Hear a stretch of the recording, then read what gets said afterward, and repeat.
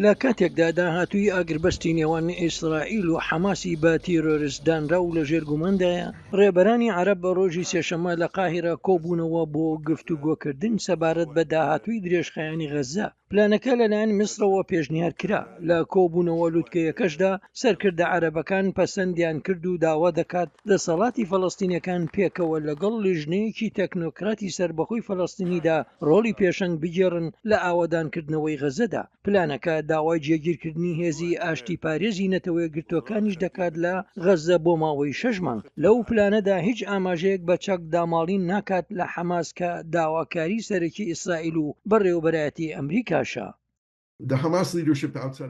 سەرکردایەتی حەماس لە دەرەوەی غەزە چەند مانگێکە بە ڕوونی ڕایانگەیاندووە دەیانەوێت دەستبەرداری حکومڕانی بن لە غەزە و فەرمانڕەوایەتی بدرێتە دەست حکوومەتێکی ناحزبی و سیڤیلی و تەکنۆکرات و پیشەیی. بەڵام ئەو بابەتەی سەرکردایەتی حەماس بە شێوەیەکی گونجاو مامەڵەی لەگەڵ نەکردووە، پرسی چەک و هێزە چەکدارەکانیانە. سامی ئەبوو زوهری ڕێبەری حەماس دەڵێت ڕێکخراوەکە چەک دانانێت. باسکین دەڵێت ئەگەر وەها نەبێت ئەوە حەماس لە غەزە پێگەی خۆی بەدەست دەهێنێتەوە.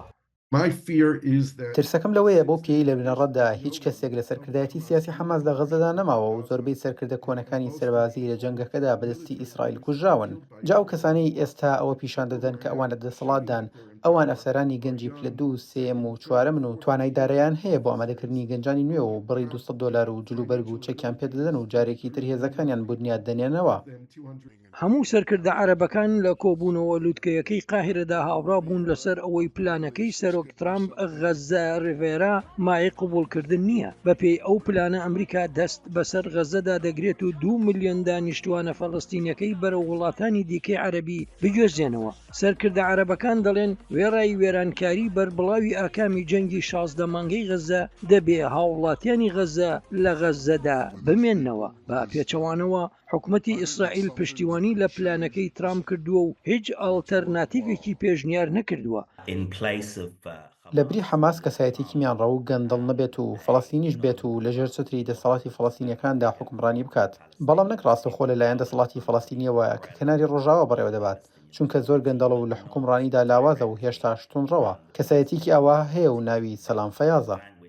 سەلام فەیاز ئابووریناس و سەرۆکوەزیری پێشووی فەڵەستینیەکان بووە و وەک کەسێکی سربەخۆی هەڵبژێردرا و دەشگوترێت خۆی بە دوور لە گەندەڵی دەسەڵاتی فەڵەستینیەکان ڕاگرتووە. سەلام فەیاز پەیوەندیەکی نزیکیشی لەگەڵ میرنشینە یەکگرتوەکانی عەرەبیدا هەیە کە بە ئەگەرێکی زۆرەوە بەلای کەم بەشێک لە بوجەی بنیادنانەوەی غەزە دابین دەکات. نەتەوە یەکگرتوەکان مەزەندە دەکات تێچووی بنیادنانەوەی غەزە بڕی زیاتر لە $50 میلیارد بێت. کۆبوونەوە لووتکەیەکەی عەرەب داوای لە کۆمەڵگەی نێونەتەوەیی کردووە هەتا تەواوی بەرپرسیارەتی بنیادنانەوەی غەزە لە ئەستۆ بگرێت. سمکۆ عەزیز بۆ لیندا گراتشتاین، دەنگی ئەمریکا.